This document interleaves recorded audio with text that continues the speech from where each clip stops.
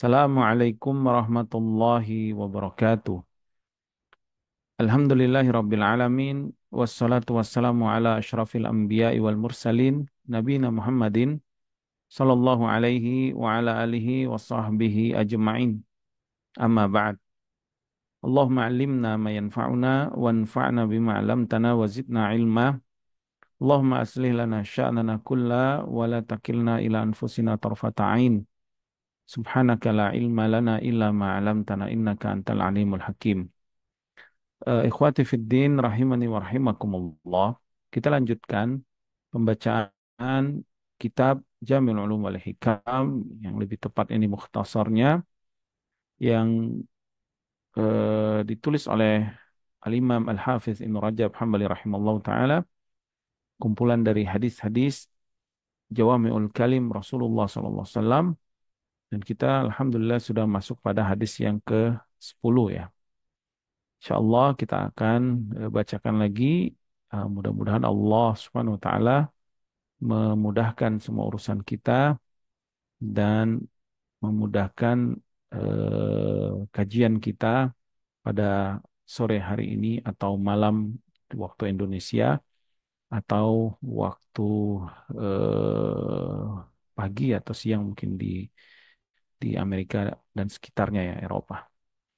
Taib qala mu'allif rahimallahu taala, al-haditsul ashir, hadis yang ke-10, an Abi Hurairah radhiyallahu anhu qala qala Rasulullah sallallahu alaihi wasallam. Dari Abu Hurairah radhiyallahu taala anhu, dia telah berkata dan telah bersabda Rasulullah sallallahu alaihi wasallam, innallaha tayyibun la yaqbalu illa tayyiban. Sesungguhnya Allah yang maha baik, yang maha tayyib, yang maha baik ya. La yaqbalu illa tayyiban. Allah tidak menerima kecuali yang baik-baik saja. Wa inna Allah ta'ala amara al-mu'minina bima amara bihil mursalin. Dan Allah telah memerintahkan orang-orang yang beriman dengan apa yang telah Allah perintahkan padanya para rasul. Apa perintah Allah kepada para rasul? Faqala ta'ala, Allah berfirman, ya ayyuhar rusulu kulu minat tayyibati wa'malu salihah. Wahai para rasul, makanlah dari makanan yang tayyib dan beramallah kalian dengan amalan yang soleh. Al-Mu'minun 51. Allah berfirman memerintahkan orang-orang beriman, ya ayyuhalladzina amanu kulu min tayyibati ma razaqnakum. Wahai orang-orang yang beriman, makanlah oleh kalian dari yang baik-baik apa yang Allah rezekikan kepada kalian. Al-Baqarah 172. Tsumma dzakara ar-rajula. Kemudian Rasulullah alaihi salatu wassalam menceritakan tentang kisah ya, atau keadaan seseorang. Yutilus safar. Sedang melakukan perjalanan yang jauh. Ash'atha aghbar. Diliputi fisiknya ya dengan rambut yang kusut dan wajah yang kusam karena safar tersebut. Yamuddu yadaihi ila sama. Dia pun berdoa kepada Allah dengan membentangkan tangannya ke atas langit. Ya Rob, ya Rob. Dia berdoa, ya Rob, ya Rob. Wahai Allah, wahai Rob, ya wahai Rob, menyebut Asmaul Husna. Wa mat'amuhu haram, wa mashrabuhu haram, wa malbasuhu haram, wa ghudhiya bil haram. Dan orang ini makanannya dari yang haram, minumannya dari yang haram, pakaiannya dari yang haram, dan hidupnya dihidupi dengan sesuatu yang haram. Fa anna yustajabu lidzalika. Maka Nabi pun bertanya, takjub ya, terheran-heran, istibad ya, artinya jauh dari pengabulan. Bagaimana bisa dikabulkan jika demikian keadaannya? Rawahu Muslim. Kita sudah bahas tentang at-tayyib, ismun min asma'illahi subhanahu wa ta'ala al-husna. Dan ini adalah salah satu hadis Jami'ul Ulum al-Hikam dari Rasulullah SAW ya, yang berhubungan dengan akidah, yaitu Asmaul Husna. Kemudian yang berhubungan dengan bagaimana seseorang yang beriman kepada Allah At-Tayyib itu hidupnya menjadi hayatan thayyibah, hidup yang thayyib dengan cara tentu mengkonsumsi makanan-makanan yang haram, makanan-makanan yang halal, menjauhi makanan yang haram ya, dan minuman yang haram, pakaian yang halal, tempat tinggal yang halal, dan semua muamalah-muamalah maliyahnya, ya, muamalah-muamalah yang berkaitan dengan harta, makanan, tempat tinggal, dan yang lainnya ketika dia hidup di dunia ini, muamalah yang thayyibah, muamalah yang baik. Kenapa? Karena Allah Subhanahu wa taala telah memerintahkan para rasul untuk memakan makanan yang baik dan beramal amalan yang baik sebagaimana Allah memerintahkan orang beriman juga untuk memakan makanan yang baik dan beribadah beramal dengan amalan-amalan yang baik. Kita sudah sebutkan bahwasanya di dalam hadis ini ya di antara faidah yang sangat besar yang sangat penting bagi akidah seorang mukmin beriman kepada Asmaul Husna dan kita beriman dengan nama dari nama-nama Allah yang maha indah sebagaimana Allah menamai dirinya di dalam Al-Qur'an dan Rasul menamai ya, Sallallahu Alaihi Wasallam Robnya di dalam sunnahnya dan ini salah satu Asmaul Husna yang disebutkan di dalam sunnah. Ketika Nabi ya, menetapkan Asmaul Husna, maka kita menetapkan Asmaul Husna dan mengimaninya. Maka di antara Asmaul Husna adalah At-Tayyib, Allah At-Tayyib yang maha baik. Kita sudah sebutkan pada pekan yang lalu, At-Tayyib artinya ai Allah yang maha baik al-munazzahu anin naqais wal khaba'is. Allah yang maha suci, yang maha baik dari segala kekurangan, dari segala kotoran, dari segala sesuatu yang buruk. Dan ini bimakna dengan semakna dengan nama Allah Al-Quddus, Allah Subhanahu wa taala Al-Quddus. Kemudian ya, di antara eh, akidah Ahlus Sunnah wal Jamaah dalam memahami asma dan sifat Allah Subhanahu wa taala, selain menetapkan Asmaul Husna, mereka meyakini bahwa nama Allah adalah yang maha indah. Apa maksud husna? Di dalamnya terdapat sifat yang maha sempurna yang tidak ada kekurangannya. Puncak dari segala kesempurnaan. Maka Allah At-Tayyib di dalamnya ada sifat tayyib, ya, ada sifat tayyib, ya, ada sifat baik, ada sifat eh, tayyibah. Makanya di sini Rasulullah SAW mengabarkan layak balu ilah tayyibah. Allah tidak menerima kecuali yang baik-baik. Artinya Allah yang maha tayyib, maka pengaruh dari Asmaul Husna At-Tayyib ini kepada alam semesta Allah menciptakan yang taib-taib. Maka Allah Subhanahu wa taala menumbuhkan tumbuh-tumbuhan, kemudian menciptakan hewan-hewan yang taib untuk dimakan oleh manusia. Allah Subhanahu wa taala berfirman, "Ya ayuhan nas kulu mimma fil ardi halalan tayyibah." Wahai manusia, makanlah apa yang ada di bumi itu yang halal dan yang taib. Kemudian apa-apa yang Allah keluarkan ya seperti perintah Allah ini kulu min thayyibati ma razaqnakum, makanlah dari rezeki yang thayyib yang sudah kami rezekikan kepadamu. Rezeki yang thayyib itu zatnya thayyib, zatnya halal. Yang kedua, cara mendapatkannya dengan cara yang halal. Ketika ingin berinfak pun Allah menyuruh untuk orang-orang beriman berinfak dari usaha-usaha yang thayyib.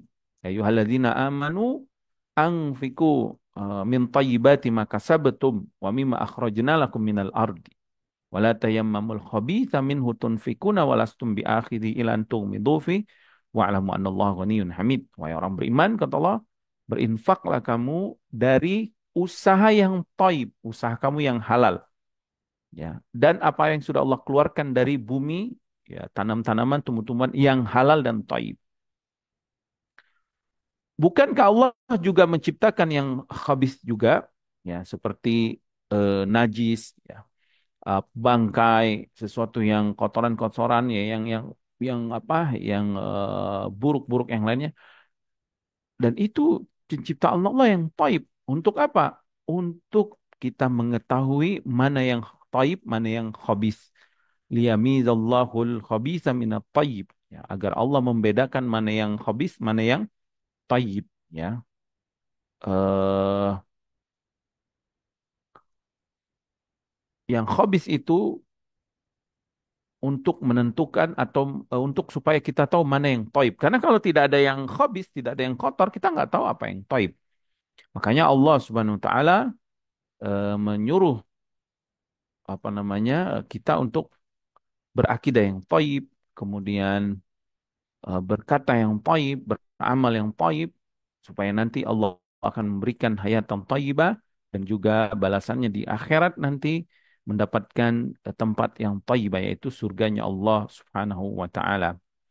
Rasulullah alaihi salatu wassalam ya, dalam hadis ya menyebutkan yang diriwayatkan Abu Hurairah, Imam Muslim mengeluarkannya dalam sahihnya.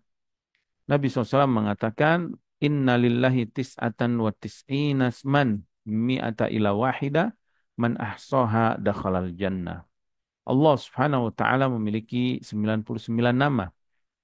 Ya, 100 kurang satu. Barang siapa yang ahsaha menghitung-hitung Asmaul Husna, maka dia akan memasuki surga. Kata para ulama, hadis ini menunjukkan keutamaan beribadah kepada Allah dengan Asmaul Husna. Ya. Bukan membatasi Asmaul Husna. Asmaul Husna tidak terbatas. Tetapi Allah Subhanahu wa taala ajarkan kepada hambanya 99 namanya kepada hamba-hambanya yang apabila hamba-hamba tersebut ahsoha ya, yaitu beribadah kepada Allah dengan Asmaul Husna tersebut, dakhalal jannah, dia akan masuk surga. Apa makna ahsoha? Yang pertama, kata para ulama, hifzuha, menghafalnya. Ai al-ihatatu biha lafzat, atau mencari-cari Asmaul Husna yang sudah Allah sebutkan dalam Al-Quran dan dalam Sunnah. Seperti dalam surat Al-Fatihah misalkan ada nama Allah Ar-Rab, ada nama Allah Ar-Rahman, Ar-Rahim, ada nama Allah Al-Malik. Juga dalam ayat kursi ada nama Allah Allah Al-Hayyu Al-Qayyum Al-Aliyu Al-Azim. Kemudian dalam surat Al-Ikhlas ada nama Allah Al-Ahad As-Samad. Kemudian di dalam surat Al-Hasyr itu di akhir surat Al-Hasyr itu ada nama Allah Ar-Rahman Ar-Rahim. Kemudian Al-Malik Al-Qudus As-Salam Al-Mu'min Al-Muhaimin Al-Aziz Al-Jabbar Al-Mutakabbir. Kemudian Al-Khaliq Al-Musawwir ya, Al-Khaliq Al-Bari Al-Musawwir Al-Aziz Al-Hakim dan Asmaul Husna yang lainnya dia hitung. Ya, dia hitung kemudian dia hafal.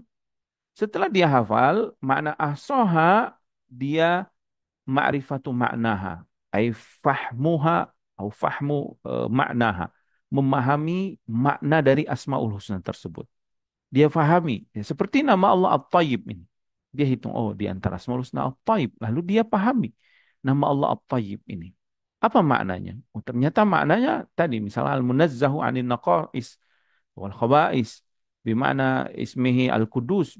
Dia artinya Allah Maha Suci dari semua kekurangan, dari semua apa keburukan yang dia maknanya seperti nama Allah Al-Qudus, seperti nama Allah As-Subuh, seperti nama Allah As-Salam ya, yang Maha menunjukkan kesucian Allah Subhanahu wa taala. Nah, setelah dia pahami maknanya, apa makna ahsah selanjutnya kata para ulama? At-ta'abbudu lillahi bimuqtadaha, yaitu beribadah kepada Allah dengan konsekuensi dari Asmaul Husna tersebut. Di dalam Al-Quran, surah Al-A'raf ayat 190 Allah berfirman, walillahil asma'ul husna fad'uhu biha. Allah memiliki asma'ul husna. Fad'uhu biha, kata Allah. Berdoalah kamu dengan asma'ul husna tersebut. Ini konsekuensinya. Jadi asma Allah, nama Allah tidak sekedar cuma nama. Tidak sekedar nama atau hanya sekedar sifat. Tidak. Tetapi asma'ul husna ini merupakan nama yang maha indah, nama Rabb kita Subhanahu wa taala yang kita diperintahkan Allah untuk beribadah dengan nama tersebut.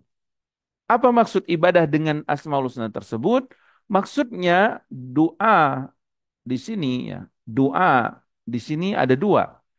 Ada maksudnya du'aul ibadah dan ada namanya du'aul mas'alah. Du'aul ibadah artinya kita beribadah sesuai dengan makna nama tersebut. Seperti Allah Ar-Rahman Ar-Rahim, Allah yang Maha Penyayang. Maka seseorang setelah menghafal Ar-Rahman Ar-Rahim, memahami makna Ar-Rahman Ar-Rahim, du rahmatin wasi'atin kamila, misalkan ya. Kemudian setelah dia memahami bahwa Allah Maha Maha Penyayang dan kasih sayangnya sempurna kepada semua makhluknya, kemudian Allah menyayangi hamba-hambanya secara umum dan secara spesial khusus. Nah, bagaimana meraih kasih sayang Allah secara spesial itu? Maka Allah memerintahkan kita untuk berbuat kasih sayang kepada makhluknya. Maka eh, kita diperintahkan untuk menjadi orang-orang yang rahim, untuk menyayangi ya, orang-orang yang beriman, menyayangi orang anak-anak yang kecil misalkan, atau orang-orang yang bermuamalah dengan kita, atau makhluk-makhluk yang Allah ciptakan. Maka ini konsekuensi dari Asmaul Husna. Nah, sekarang ketika kita mengenal Allah At-Tayyib, setelah kita menghafal ismunya, namanya At-Tayyib, kita paham maknanya. Di dalam ada sifat yang maha suci bagi Allah. Kemudian konsekuensinya beribadah kepada At-Tayyib. Artinya kita berusaha memberikan yang taib dalam ibadah kita kepada Allah Subhanahu wa taala.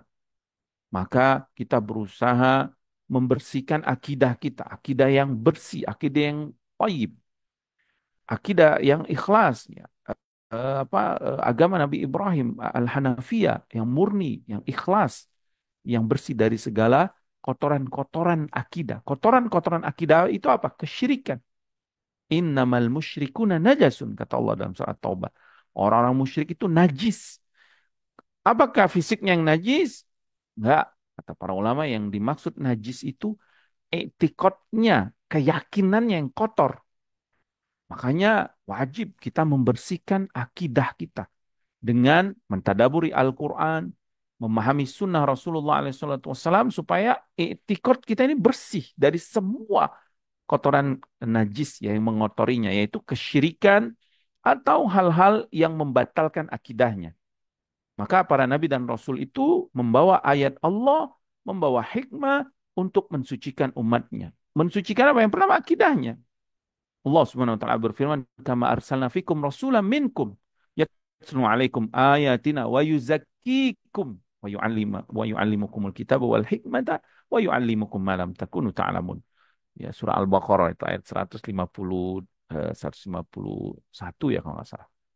Sebagaimana Allah telah mengutus kepada kalian rasul ya yang mensucikan kalian. Apa yang dimaksud yuzakikum, mensucikan kalian, membersihkan kotoran akidah ya yang selama ini dikotori oleh syaitan ya, melalui syaitan kemudian disesatkan manusia dengan keyakinan-keyakinan yang batil tentang Allah, tentang Tuhan, tentang ibadah, sehingga menganggap benda-benda sebagai Tuhan atau malaikat sebagai Tuhan atau orang-orang yang soleh yang meninggal atau para nabi yang di kuburan sebagai Tuhan, atau meyakini hal-hal yang keramat yang dianggap keramat sehingga disucikan, disakralkan, dikeramatkan sehingga mereka hatinya takut ya kalau celaka, kalau tidak mengkeramatkan ini, dan berharap dengan hal yang keramat ini. Ini kan semua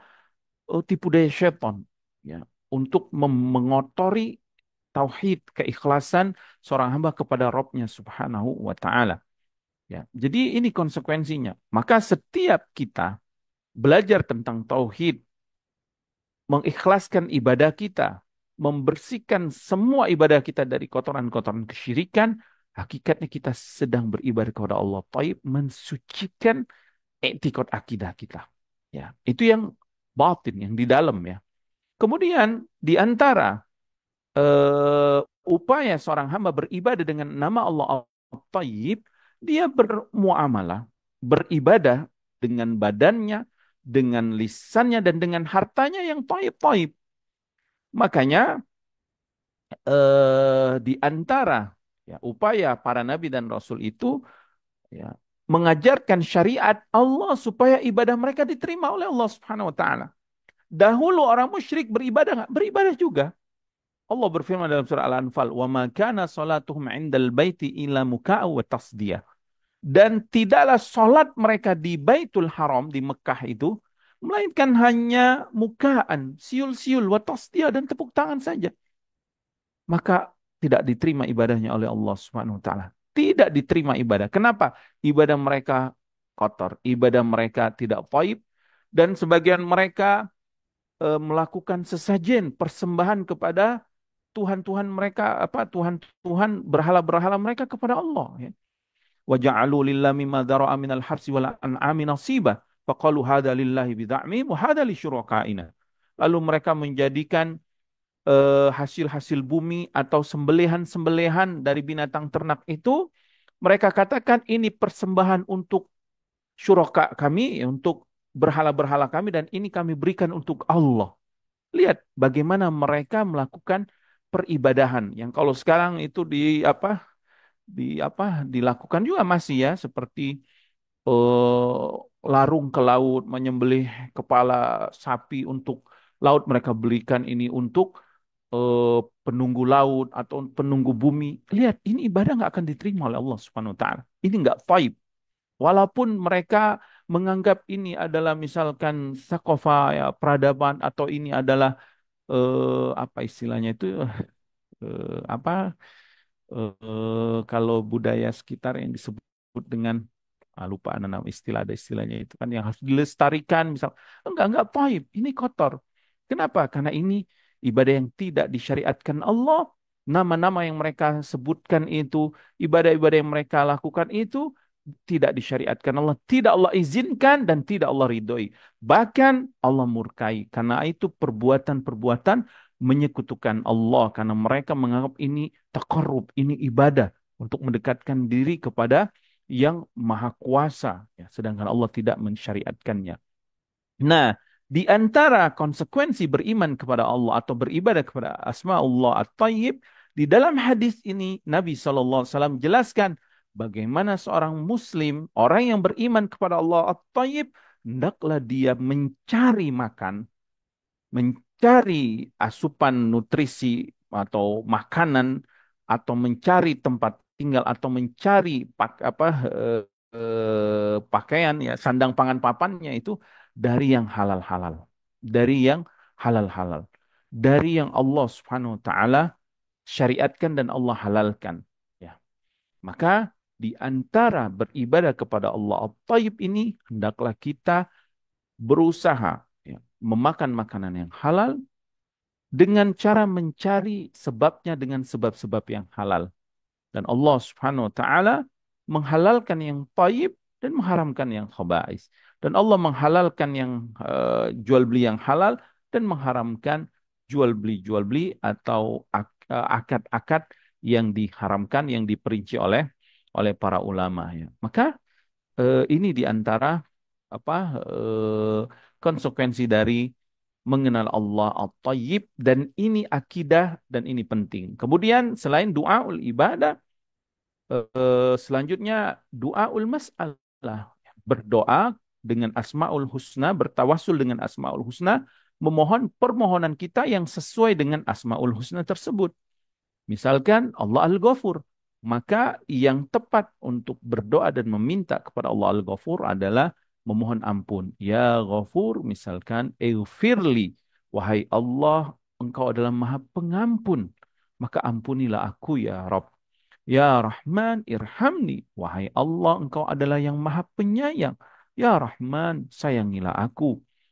Kemudian misalkan ya Sami, ya Alim, ya wahai yang maha mendengar, wahai yang maha mengetahui, kabulkan doaku misalkan.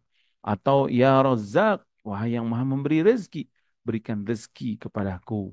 Ya Wahhab, yang maha memberikan karunia yang banyak, berikan karunia kepadaku keturunan yang soleh. Misalkan ini ya. Maka kita berdoa dengan Asmaul Husna, Asmaul Husna tersebut. Maka boleh kita ya Tayyib, misalkan ya Allah engkau At-Tayyib, bersihkanlah hatiku misalkan atau berikan aku rezeki yang halal dan thayyib. Ya, ini juga boleh. Dan ini salah satu sebab dikabulkan doa bertawasul dengan Asmaul Husna. Ya, Naam, kita sudah bacakan sebagian dari apa yang ditulis oleh Al-Imam Ibn Rajab rahimahullah taala. Di antara faidah sebenarnya sedikit dari hadis ini menunjukkan bahwa Allah Subhanahu wa taala menerima dan Allah juga menolak. Maka di dalam Al-Quran Allah sebutkan dalam surah Al-Maidah itu innama yataqabbalullahu minal muttaqin. Allah menerima amalan-amalan orang-orang yang bertakwa. Di dalam hadis Rasulullah SAW, ya, hadis Aisyah radhiyallahu taala anha, diriwayatkan Bukhari dan Muslim, Nabi SAW bersabda, "Man ahdatsa fi amrina hada ma laisa lahu minhu fahuwa raddun. Man amila amalan laisa alaihi amruna fahuwa raddun." Ya, hadis yang sudah pernah kita bahas itu hadis kelima ya kalau nggak salah. Barang siapa yang membuat perkara-perkara yang baru, barang siapa yang beramal dengan amalan yang tidak ada pada urusan kami, maksudnya tidak disyariatkan, bahwa raddun. Maka dia raddun, mardudun, ditolak. Jadi amalan juga, enggak semua amalan yang mengatasnamakan ibadah kepada Allah diterima Allah, enggak. Ada amalan yang enggak diterima. Karena itu di sini juga menjelaskan bahwa Allah menerima amalan dan Allah juga menolak amalan. Maka penting bagi seorang yang ingin amalannya diterima oleh Allah Subhanahu wa taala memperhatikan syarat-syarat agar diterima amalan. Ya, apa saja syarat-syaratnya supaya amalan kita ini diterima oleh Allah Subhanahu wa taala. Di antaranya adalah al-ikhlas, ya. Di antaranya adalah mengikuti petunjuk Rasulullah alaihi salatu wassalam, ya. Taib. Qala muallif rahimahullahu taala. Berkata penulis di sini rahimahullahu taala.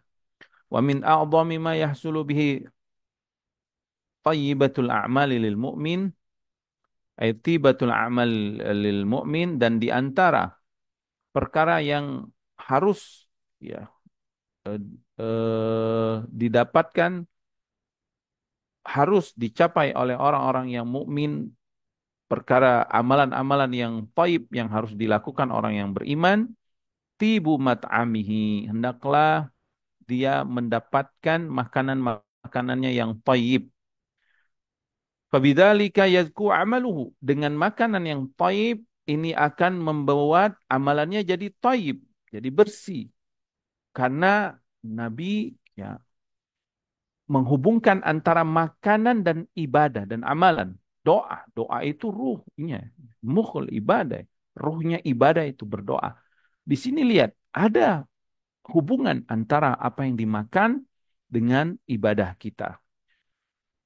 Wa fi hadzal hadis, maka hadis ini menunjukkan isyaratun ila annahu la yuqbalul amalu wa la yazku illa bi aklil halal.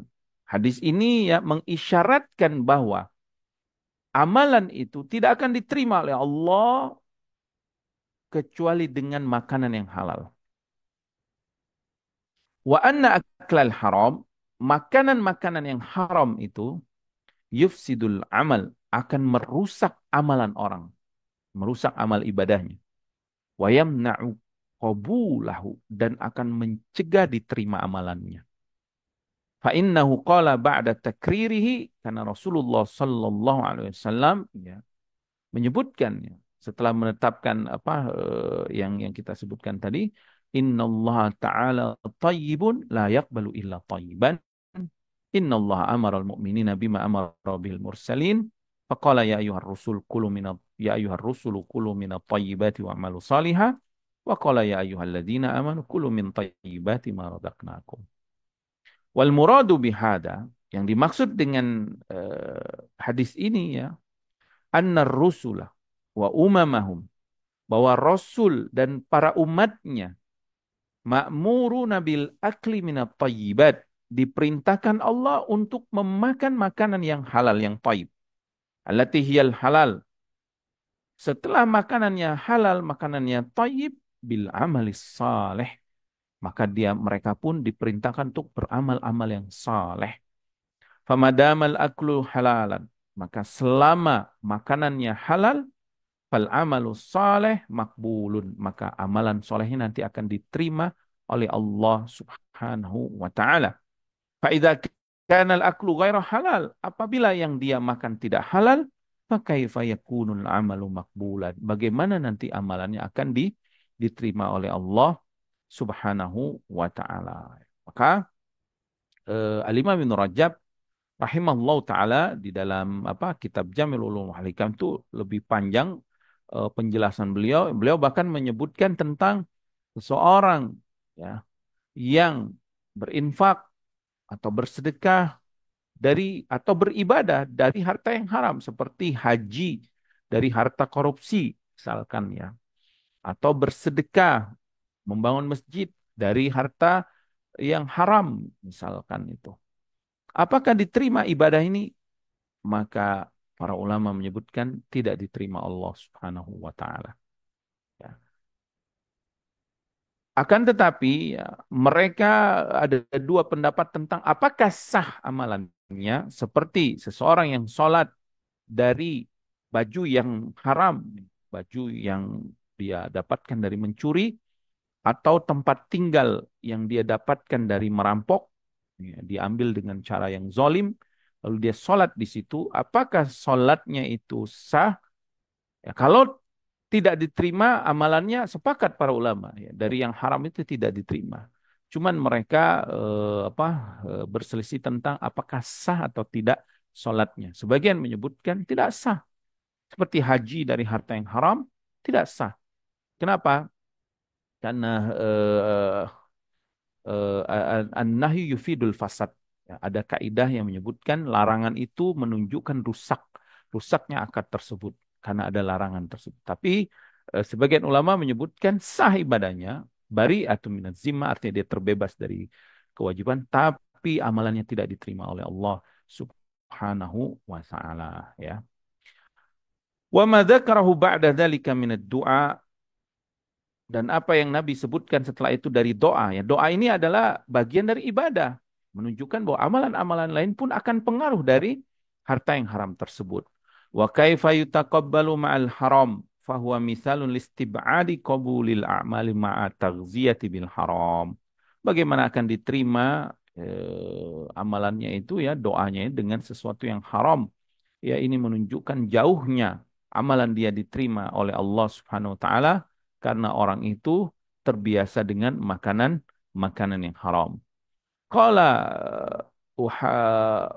Uhaibu ibn al-Warad, "Lau kumta maqama hazihi sariyah, lam yanfa'ka syai'un hatta tanzura ma yadkhulu batanaka, halalun aw haramun." Seandainya engkau beribadah seperti ibadahnya para mujahid di jalan Allah ini, orang-orang yang diutus oleh Amirul Mukminin ya, oleh Khalifah kaum muslimin untuk berjihad di jalan Allah, amalan yang besar, amalan yang mulia ya, yang dilakukan oleh ibadah-ibadah yang hamba-hamba Allah yang spesial yang dipilih Allah Subhanahu wa taala.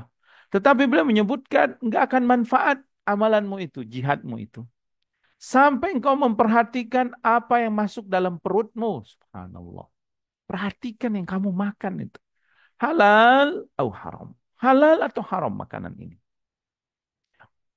Subhanallah ya. Maka ini sangat penting sekali ya bagi kita, apalagi yang dihidup di masa ini yang sudah banyak sekali ya kaum manusia tidak peduli lagi dengan apa yang dia makan, apakah halal atau apakah haram ya. Allah berfirman, "Falyanzuril insanu ila ta'ami." Maka hendaklah manusia memperhatikan apa yang dia makan itu ya. Wa ammas sadaqatu bil malil haram fa ghairu maqbul. Adapun sedekah dari harta yang haram enggak akan diterima oleh Allah. Kama fi sahihi Muslim, sebagaimana dari Sahih Muslim diriwayatkan Imam Muslim dari Ibnu Umar radhiyallahu taala anhu, dari Nabi sallallahu alaihi wasallam, Nabi bersabda, "La yaqbalullahu salatan bighairi tahur wala sadaqatan min gululin." Allah tidak akan menerima Sholat tanpa toharo, tanpa bersuci dari hadas, ya hadas itu kan najis, sesuatu yang kotor. Wala sodakatan min gululin. Dan Allah tidak menerima sedekah dari yang gulul. Gulul itu dari cara yang haram. Seperti suap menyuap itu termasuk gulul ya. Suap menyuap ya. Eh, eh, maka kalau ada pejabat misalkan dia mengambil yang bukan haknya, harta dari yang bukan haknya itu, dia sedekah nggak akan diterima oleh Allah. Kenapa? Karena hartanya, cara mengambilnya itu haram, cara cara mendapatkannya cara yang kotor gitu. Maka nggak akan diterima karena Allah taib, Allah nggak menerima yang kotor-kotor. Walaupun ya uangnya mah ini uangnya itu bukan najis ya, tapi cara mendapatkannya itu. Waruwiya an Abi Darda wa Yazid ibn Abi Maisarah annahuma ja'ala mathala man asaba malan min ghairi hilli fatasaddaqa bihi mathala man akhadha mala yatim wa kasabihi armala. Dan diriwayatkan dari Abu Darda dan Yazid ibn Abi Maisarah bahwasanya mereka menjadikan perumpamaan orang-orang yang mengambil harta dari yang haram lalu dia sedekahkan ya, harta itu kepada orang yang butuh misalkan itu diibaratkan seperti orang yang mengambil harta anak yatim dengan cara batil lalu dari harta ini dia serahkan kepada orang-orang yang miskin ya atau janda-janda yang miskin. Jadi apa namanya apa manfaatnya? Dia menzolimi anak yatim untuk memberikan orang yang miskin misalkan. Ya, apa manfaatnya? Ya, nggak ada manfaatnya. Artinya dia zolim kepada anak yatim jadi kesusahan, hilang hartanya. Dia ingin bantu orang miskin, tapi anak yatim ini seperti seperti itu perumpamaan yang disebutkan oleh salafus saleh kita. Wa qala Al-Hasan dan berkata Al-Hasan ya rahimallahu taala, ayyuhal mutasaddiq 'alal miskin. Wahai orang-orang yang rajin sedekah untuk orang miskin. Beliau ingatkan ini. Yarhamuhu. Kalian menyayangi orang-orang miskin. Irham man qad zalamta. Sayangi juga orang yang kalian zolimi. Ya subhanallah, ini nasihat yang sangat besar sekali ya, khususnya ya bagi kita-kita yang diamanahkan kekuasaan, diamanahkan wewenang yang besar ya, urusan kaum muslimin di sana ada harta kaum muslimin yang diamanahkan ya. Kalau bahasa sekarang ada harta rakyat yang dipegang gitu misalkan. Subhanallah. Hati-hati, hati-hati. Kita menyayangi, ingin bantu orang miskin, tapi kita menzolimi orang-orang miskin itu juga mengambil ya, mengambil haknya mereka. Maka subhanallah, bagaimana akan lurus ibadah seseorang jika sumber penghasilannya dari yang haram ya, dari kezaliman, dari korupsi, misalkan dari suap menyuap ya, dari apa dari riba, kemudian dari eh, jasa-jasa yang haram atau jual beli, menipu atau kezaliman di sana. Makanya nggak heran kita lihat sulit sekali beribadah orang-orang yang mendapatkan harta yang haram itu ya. Sulit sekali mereka beribadah. Kalaupun beribadah biasanya ada maunya ya, pengen dipilih lagi misalkan. Subhanallah ya, akhirnya rusak tatanan keluarganya, ya rusak itu keluarganya kan nanti anaknya dampak itu pada perilaku akhlak anaknya jadi hedonisme kemudian boro-boro ibadah yang ada melakukan maksiat-maksiat yang berzina naudzubillah min dzalik ya nasallallahu salam wal afiyah kemudian narkoba atau pembunuhan pertikaian semuanya terjadi kerusakan di muka bumi ini akibat memakan makanan yang haram ibadahnya dirusak ya umrohnya jadi rusak, hajinya jadi rusak, zakatnya rusak. Kenapa? Karena dia sumber penghasilan yang haram. Maka hendaklah nasihat Al Hasan ya Al Basri ya rahimallahu taala ini menjadikan cambuk buat kita. Bagaimana kita menyayangi orang yang miskin, sedangkan kita tidak menyayangi orang yang kita zolimi. Karena memakan makanan yang haram itu hakikatnya kita menzolimi hak orang lain. Mengkorupsi itu mengambil hak orang lain yang bukan haknya dia, yang harusnya bisa harta itu maslahat untuk orang banyak dimanfaatkan untuk pribadi dia, keluarga dia. Mencuri, ya, mengkorupsi, mencuri itu memakan harta waris orang lain gitu ya, yang harusnya haknya ini dibagi kepada ahli warisnya, dia kuasai sendiri. Riba itu dia menzolimi orang-orang lain dengan cara riba tersebut. Kemudian jual beli, menipu dan yang lainnya. Ini menzolimi orang lain, ya, menzolimi orang lain. Maka hati-hati bagi kita, mulai dari sekarang introspeksi diri, muhasabah. Kalau bisa kita periksa ini harta yang ada di rekening kita. Harta pribadi kita kita periksa. Ada nggak hak orang lain yang belum ditunaikan? Ada nggak ini punya orang lain? Kalau kita termasuk tidak bayar hutang ya, matlul ghani zulmun. Atau kama qala Rasulullah SAW. Menunda-nunda hutang padahal dia mampu bayar, ini kezaliman.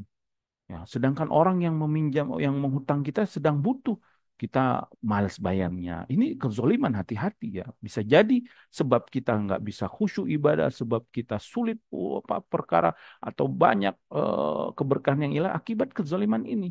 Harusnya dia bayar. Oh, misal harta dia ada ratusan juta, ada hutang yang belum dia bayar, misalkan 50 juta, sulit banget dia ngeluarin itu. Padahal ini hak orang lain yang harus dikeluarkan. Maka keluarkan.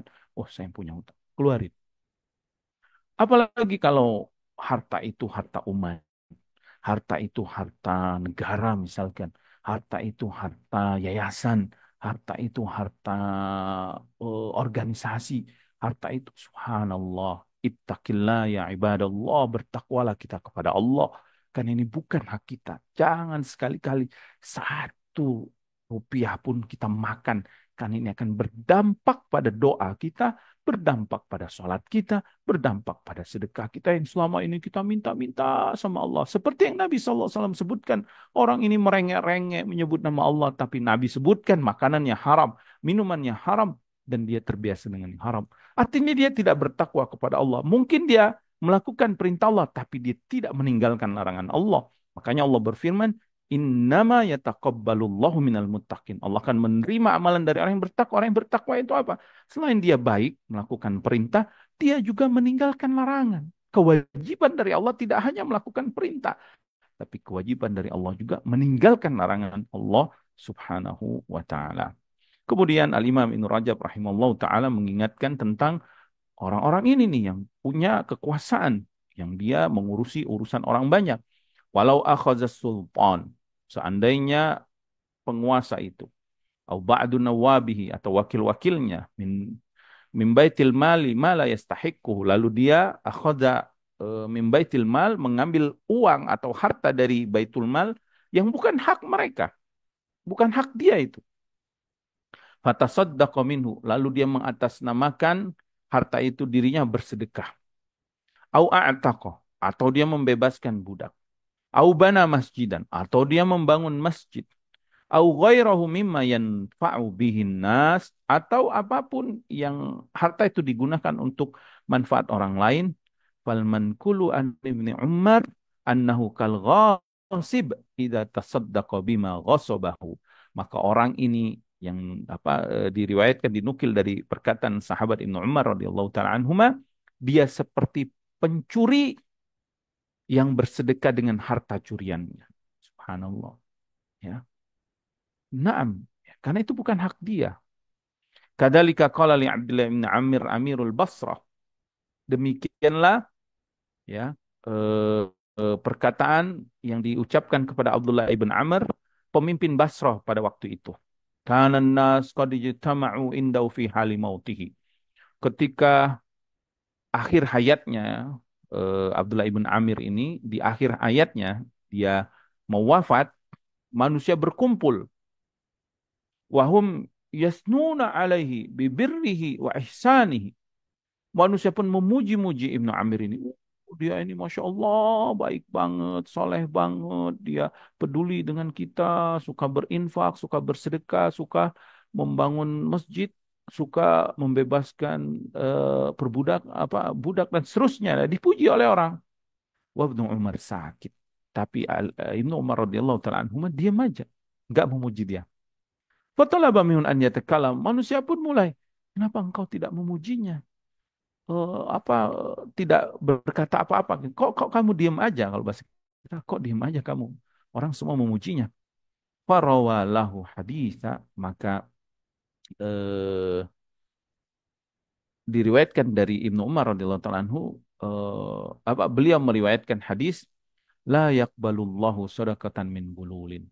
Allah tidak menerima sedekah dari harta yang gulul, ya, khianat dalam kekuasaannya. Harta gulul itu dia ambil tanpa bukan haknya dia. Dia mendapatkan harta itu karena kekuasaannya. Seandainya dia diam di rumahnya, duduk di rumahnya, mau nggak dapat nggak dia harta itu? Mau nggak orang lain kasih dia harta? Kan nggak akan dapat dia. Suma qala lahu wa kunta 'alal Basrah, ya. Dan dia adalah pemimpin pemimpin Basrah, ya. Dan itu terjadi di Basrah. Qala Asad ibn Musa fi Kitabil Wara, qala Ibnu Amir li Abdullah ibn Umar, eh, Asad ibn Musa dalam kitab Wara menyebutkan pembicaraan antara Ibnu Amir dan sahabat Ibnu Umar radhiyallahu taala anhuma. Dia mengatakan, "Ara'aita hadhihi al-iqab allati nashaluha wal uyun allati nufajjiruha alana fiha ajrun?" Kata pemimpin Basrah ini, ya, kata Amir ibn Amir ini, bagaimana pendapatmu tentang hukuman yang kami ringankan dan mata air yang kami bangun gitu. Hukuman yang kami ringankan, mata air yang kami bangun, ya sumur-sumur mungkin yang kami pancarkan, apakah kami dapat pahala dari hal itu? Ibnu Umar radhiyallahu taala anhu mengatakan, "Ama alimta anna khabithan la yukaffiru khabithan qattu." Subhanallah, lihat tegasnya sahabat, ya. Tegasnya sahabat. Apakah kau nggak tahu yang kotor itu nggak akan bisa menghapus yang kotor sekecil apapun. Bagaimana mungkin kotoran hewan bisa membersihkan eh, kotoran kotoran sapi bisa membersihkan kotoran kucing, ya, maksudnya kalau kita ibaratkan. Kita ingin membersihkan lantai rumah kita yang kotor dengan dengan sapu, yang ternyata sapu ini juga kotor. Ada lumpur di apa sapu ijuk itu, misal di ijuknya itu ada lumpur, ada kotoran, dan kita ingin bersihkan lantai kita. Apakah bisa? Ya, subhanallah. Ya, wa qala Ibnu Umar li Ibnu Amir, wa qad sa'alahu 'anil idki, dan Ibnu Umar pun berkata kepada Ibnu Amir yang dia ditanya tentang membebaskan budak, ya. Mataluka matalu rajulin sariqa ibilil hajj. Perumpamanmu itu seperti perumpamaan orang yang mencuri onta orang yang sedang berhaji. Summa jahada biha fisabilillah. Kemudian dia berjihad dengan onta tersebut di jalan Allah. Fanzur hal yukbalu minhu. Apakah diterima ini orang jihad menggunakan onta yang ontanya ini, kendaraan perangnya ini dia curi dari orang yang melaksanakan haji. Fa'amma law furida imamun adilun yu'tin nasa huquqahum. Kalau beda ceritanya kalau ini imam yang adil, yang memang dia memberikan hak-hak manusia, ya, hak-hak rakyatnya. Summa yabnilahum minhu ma yahtajun. Kemudian pemimpin ini pun membangun untuk rakyatnya apa yang mereka butuhkan, min masjidin au madrasatin au madrasatani wa nahwi dalika kana dalika jaizan. Jadi kalau memang dana ini, harta yang dia kelola ini harta yang halal, ya, harta yang ini tidak menzolimi orang lain, tidak mengambil hak orang lain, lalu dari harta yang halal ini, ya, harta yang halal, ya, seperti zakat kaum muslimin itu halal, ya. Infak wakaf kaum muslimin yang diserahkan kepada nazirnya atau kepada waliul amr itu halal, maka dia kelola harta ini, kemudian dia berikan kepada rakyatnya untuk kebutuhan masjid, untuk kebutuhan sekolah, maka ini boleh, dan ini termasuk pahala yang besar, ya. Tapi kalau harta yang didapatkan dari mencuri, merampok hak rakyatnya, mengambil hak orang lain, ya, Lalu dengan harta yang dia kumpulkan ini, dengan kekuasaannya ya, dia memaksa orang lain, lalu setelah itu dia bangun masjid, dia bangun ini percuma. Itu maksudnya, ini percuma sia-sia. Gak akan diterima Allah Subhanahu wa taala. Adapun sabda Rasulullah SAW tentang ini ya, orang yang yutilus safar ya, yang rambutnya kusut, wajahnya berdebu, mengangkat tangannya ke langit, mengucapkan ya Rob, sedangkan makanannya, minuman, pakaian dan dia semua dihidupi dengan hidup yang haram, bagaimana bisa diterima? Qala mu'alif rahimallahu taala, hadal kalamu asyara fihi sallallahu alaihi wasallam ila adabid du'a. Di dalam hadis ini Nabi mengisyaratkan, menunjukkan tentang adab dalam berdoa. Wa ilal asbab allati taqtadi ijabat ijabatahu wa ila ma yamna'u min ijabatihi. Yaitu ini menunjukkan sebab-sebab supaya dikabulkan dan sebab-sebab tidak dikabulkan. Jadi dalam hadis ini Nabi memberikan petunjuk kepada kita supaya doa kita dikabulkan Allah, ini sebab-sebabnya, dan ada penghalang-penghalang terkabulnya doa. Fadzakara minal asbabil lati taqtadi ijabatat du'a, dan di antara sebab yang akan menjadikan doanya itu diijabah ada arba'ah, ada empat. Aduha, yang pertama ini italatus safar. Di antara sebab dikabulkan doa, perjalanan yang jauh. Karena perjalanan jauh itu termasuk apa? Kesusahan ya, kelelahan dan perjuangan.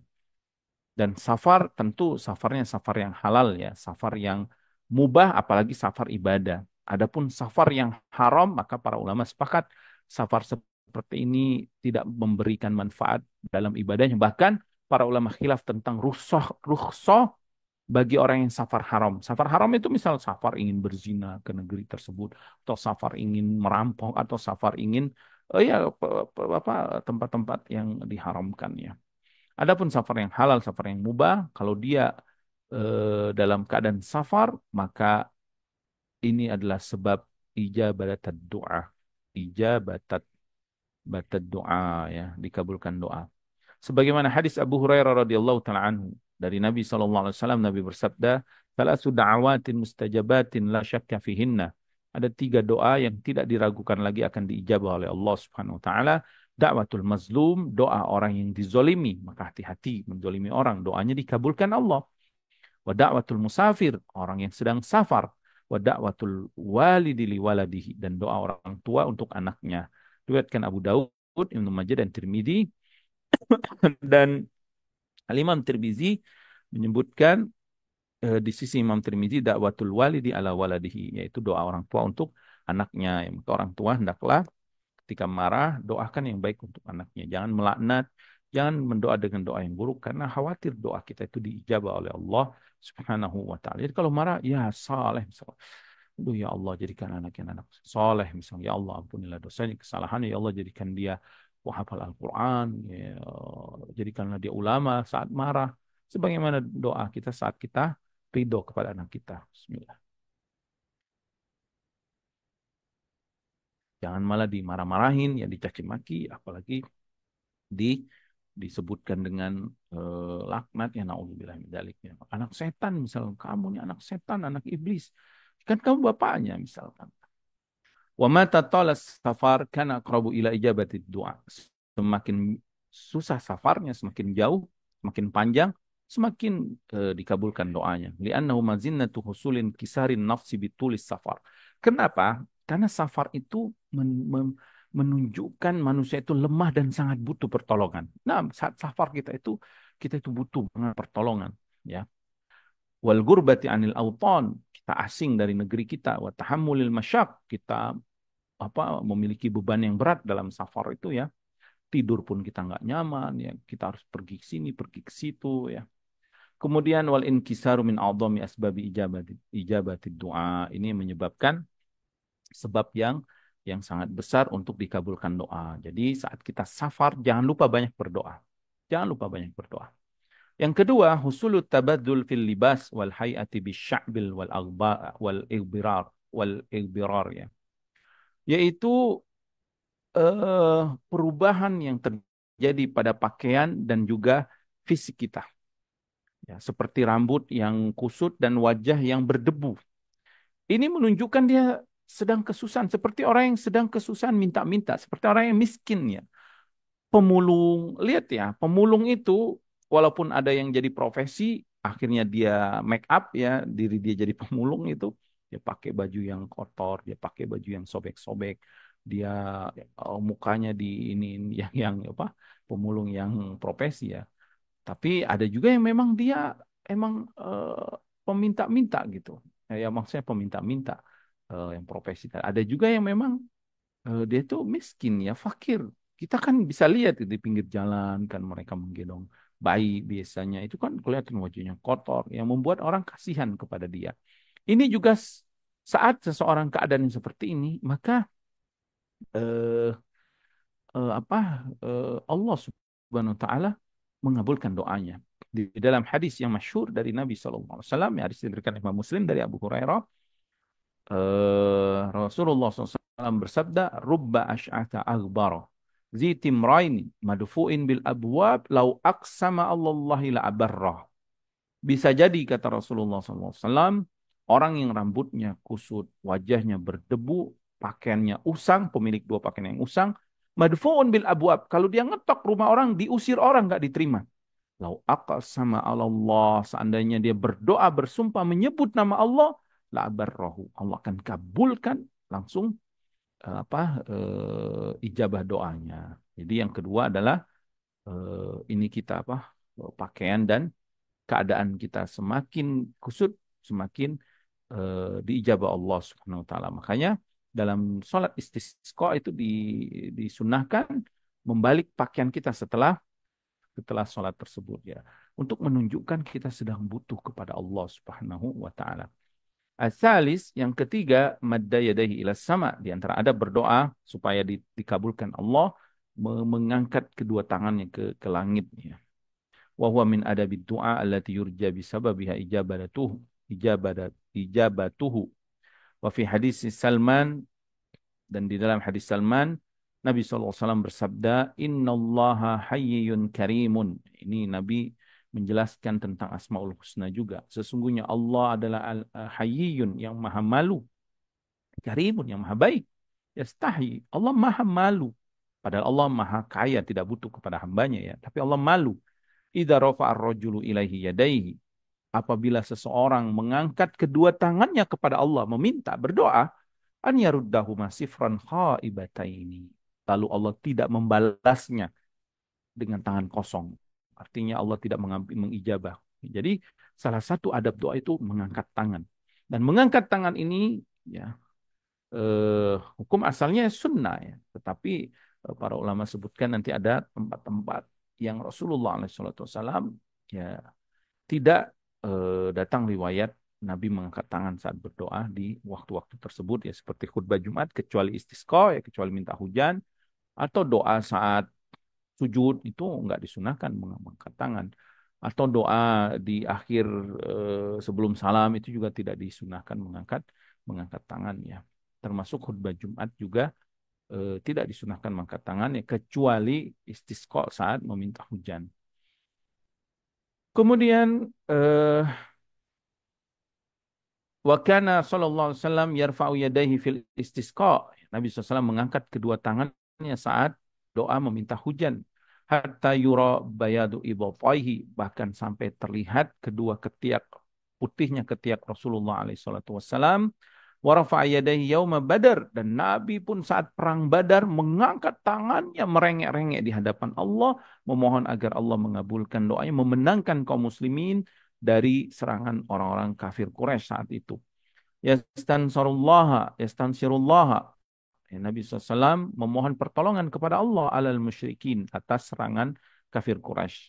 Hatta saqata ridaahu an mankibai, sampai-sampai saking tingginya Nabi mengangkat tangannya, disebutkan rida Nabi, selendang Nabi itu jatuh. Saking Nabi tidak berhenti berdoa kepada Allah. Dan itu disaksikan oleh Abu Bakar Siddiq radhiyallahu taala anhu, di mana para sahabat yang lain istirahat, Nabi sedang berdoa kepada Allah, memohon pertolongan, subhanallah ya. Padahal Nabi pasti ditolong Allah. Nabi sudah dijamin kemenangannya, diampuni dosa yang telah lalu dan yang akan datang. Tapi lihat bagaimana Nabi sangat mengenal Allah, bahwasanya pertolongan itu tidak datang dengan tiba-tiba, tapi harus ada usaha perjuangan yang dilakukan. Maka Nabi pun berdoa kepada Allah Subhanahu wa taala sampai-sampai selendangnya jatuh, menunjukkan saking serius dan saking sungguh-sungguhnya ya Rasulullah SAW meminta kepada Allah Subhanahu wa taala, dan ini sebab dikabulkan doa, dan Allah mengabulkan doa Nabi. Walaqad nasarakumullahu bi badri wa antum adillah. Kata Allah, dan Allah telah memenangkan kalian saat perang Badar, padahal waktu itu kalian dalam keadaan azillah, dalam keadaan lemah, dalam keadaan tidak kuat, kalian jumlahnya sedikit, pasukannya pun seadanya, senjatanya cuman beberapa ratus orang melawan 1.000, cuman tujuh, nggak nyampe ini ya, melawan 1.000 orang ya waktu itu, atau perang Badar itu ya. Kita, antum lihat nanti mulai di perang Badar itu ya. Sahabat itu jumlahnya sangat sedikit ya. Wa qad ruwiya an Nabi sallallahu alaihi wasallam fi sifati raf'i yadayhi fi du'ai anwa'un muta'addidah, dan sungguh diriwayatkan dari Nabi ya, di dalam sunnahnya ada beberapa cara Nabi mengangkat tangan.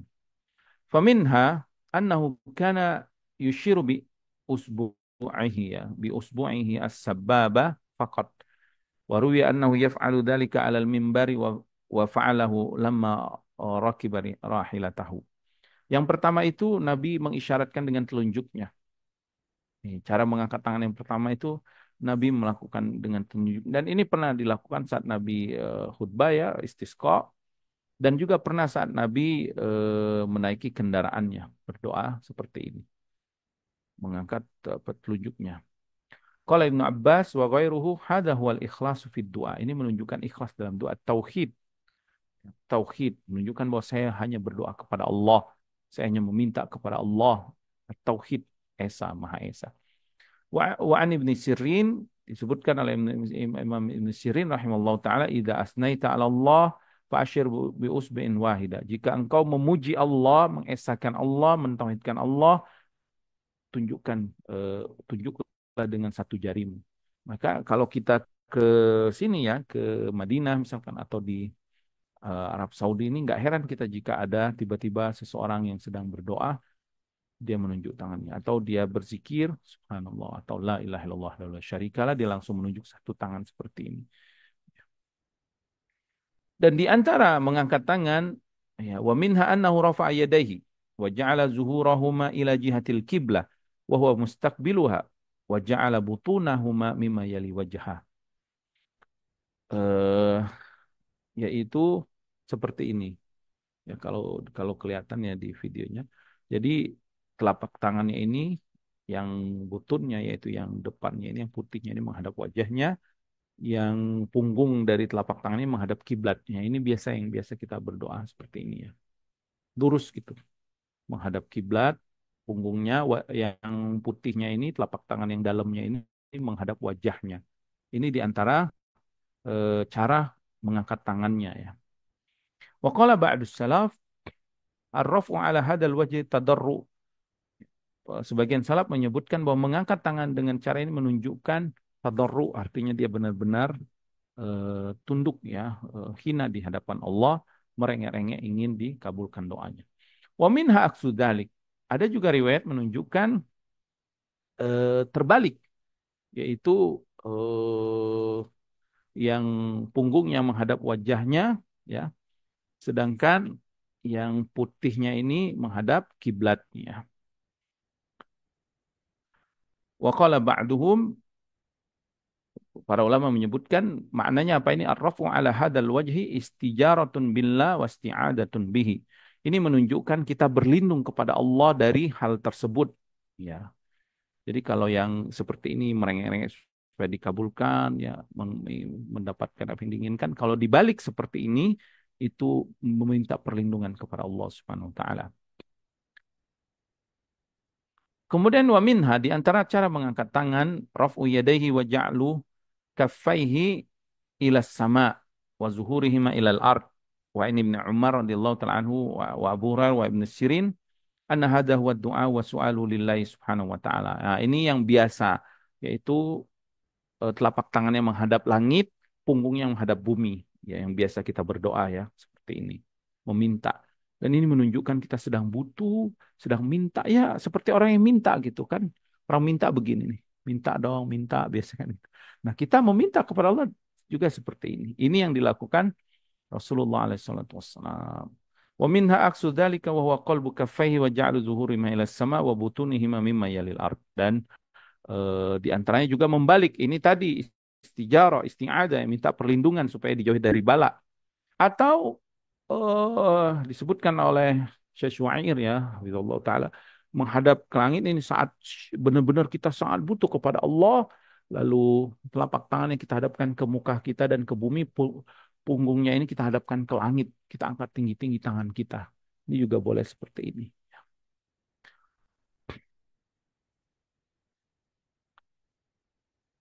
Taib. Eh, Qala al-Humaydi hadha huwal ibtihal. Ini adalah apa al-ibtihal, yaitu eh, ketundukan diri kita. Benar-benar kita itu menundukkan diri kita kepada Allah ya. Benar-benar kita butuh kepada Allah, hamba yang sangat butuh pertolongan Allah. Ar-Rabi, yang keempat, di antara adab berdoa supaya dikabulkan, ilhahu 'ala Allah, ilhahu 'ala Allah bitakriri dzikri rububiyyatihi wa huwa min a'dhami ma yutlabu bihi ijabatu du'a. Wa man ta'ammala al-ad'iyah al-madhkurata fil Qur'an wajada ghalibaha tuftatahu bismi rabbi, yaitu dengan mengulang-ulang ya, mengulang-ulang merengek-rengek di hadapan Allah dengan menyebutkan rububiyah Allah. Rububiyah Allah itu nama Allah Ar-Rabb, dan dia termasuk sebab yang paling agung untuk dikabulkan doanya. Kalau kita perhatikan doa-doa yang disebutkan dalam Al-Quran, itu banyak, kebanyakan itu dibuka dengan nama Allah Ar-Rabb. Seperti doa orang yang haji. Rabbana atina fid dunya hasanah wa fil akhirati hasanah wa qina adzabannar. Baqarah ya, ayat 200, 200, 200-an ya, 201 atau 202 itu. Kemudian Rabbana wala taj'alna Rabbana wala tahmil alaina isran kama hamaltu ala allazina min qablina Rabbana wala tuhammilna ma la taqata lana bih. Doa di akhir surah Al-Baqarah ini ya. Kemudian Rabbana la tuzigh qulubana ba'da idh hadaitana, doa ulul albab ini di surah Al-Imran. Juga doa Nabi Adam, Rabbana zalamna anfusana wa illam taghfir lana wa tarhamna lanakunanna minal khasirin. Juga doa-doa Nabi yang lainnya ya, menggunakan kalimat Rabb kebanyakan. Wa su'ila Malik amman yakulu fid du'a ya sayyidi faqala ya Rabb kama qalatil anbiya'u fi du'aihim. Ditanya Imam Malik ya tentang orang yang berdoa mengatakan ya Sayyidi, maka beliau mengatakan ya Qurra ya Rob, lebih baik engkau gunakan kalimat Rob sebagaimana yang diucapkan para nabi dalam doa mereka. Wa amma ma yamna'u ijabat doa, dan apa yang menghalangi doa, faqad asyara sallallahu alaihi wasallam, bahwasanya yang menghalangi doa tawassu fil haram, yaitu hidup dengan yang haram-haram ya, aklan wa syurban wa lubsan wa taghziyatan, makanan, minuman, dan juga kehidupannya ya, pakaian dan sandang pangan papannya lah bahasa kita itu. Wa qala sallallahu alaihi wasallam li Sa'ad, Nabi SAW pernah berkata kepada Sa'ad ya radhiyallahu taala anhu, "Atib mat'amaka takun mustajabad da'wah." Makanlah yang halal akan dikabulkan doamu. Fa'aklul halal wa syurbu wa lubsu wa taghdzibihi sababun mujibun li ijabati doa. Maka makan yang halal, minum, pakaian ya, dan kehidupan yang halal itu sebab diijabah doa doa kita. Adapun sabda Rasulullah SAW, fa anna yustajabu lidzalik, bagaimana bisa dikabulkan? Ai kaifa yustajabu lahu? Bahwa istifham, ini kalimat istifham dalam bahasa Arab, yaitu kalimat pertanyaan. Waqa'a ala wajhi ta'ajjubi wal istib'ad. Ini menunjukkan keheranan akan dan jauh dikabulkan. Jadi istifham itu ada beberapa makna ya. Di antaranya ini ta'ajjub, di antaranya istib'ad, di antaranya istingkar, dan yang lainnya ya.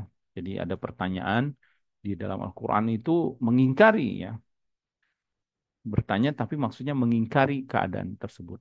Kalau ini keheranan dan menunjukkan jauh dari pengabulan.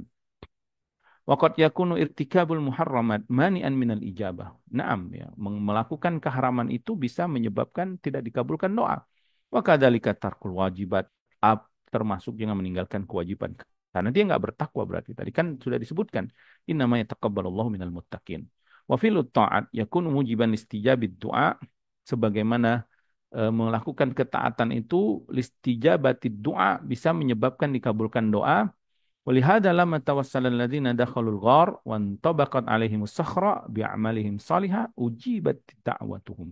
Sebagaimana kisah 3 orang yang terperangkap di dalam gua itu ya, kemudian tertutup batu guanya itu, maka mereka pun bertawasul dengan amalan soleh mereka, dengan ketaatan.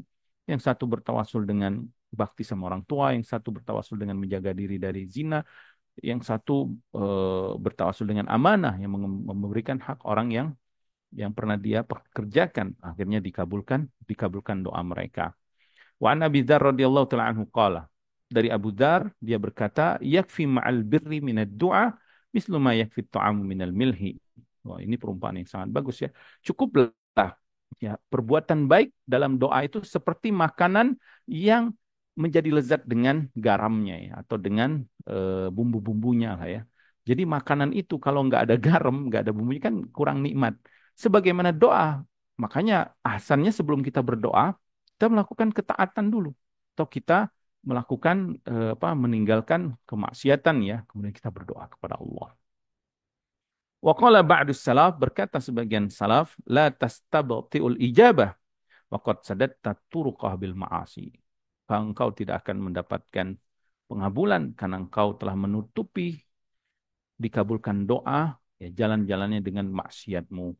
Wa akhadha ba'du syu'ara'i hadzal ma'na dan sebagian para penyair ya, penyair Arab mengungkapkan dengan makna yang mereka sebutkan nahnu nad'ul ilaha fi kulli karbin.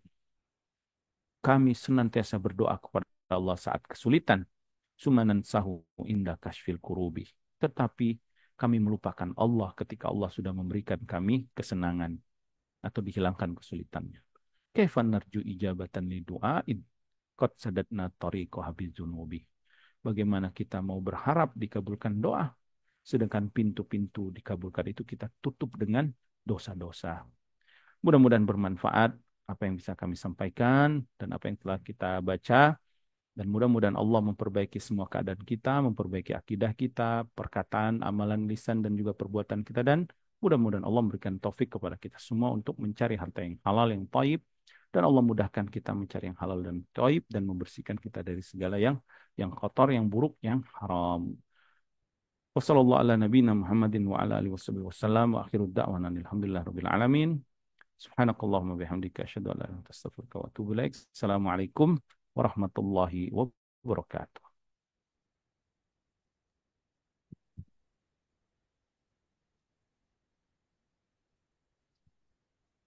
Baik, Masya Allah, syukran wa jazakumullah pada Ustaz atas materi yang sudah disampaikan pada malam hari ini. Alhamdulillah kepada jemaah, kita sudah berada di penghujung kajian kita pada malam hari ini. Afwan Ustaz, untuk kajian pada malam hari ini, insya Allah tidak ada tanya jawab ya Ustaz, atau kita buka tanya jawab. Boleh satu karena udah mau menjelang maghrib sebentar lagi. Nah, satu pertanyaan tafadhol. Kami persilakan pada para jemaah yang hendak bertanya kepada Ustaz, dipersilahkan bisa bertanya secara langsung atau dituliskan di kolom chat. Kami buka untuk satu penanya. Baik, Alhamdulillah sudah ada Ya, yang bertanya. ya, Yang silakan. jazakallahu khairan, Afi Muhammad. Alhamdulillah, jazakumullahu khairan Ustadz.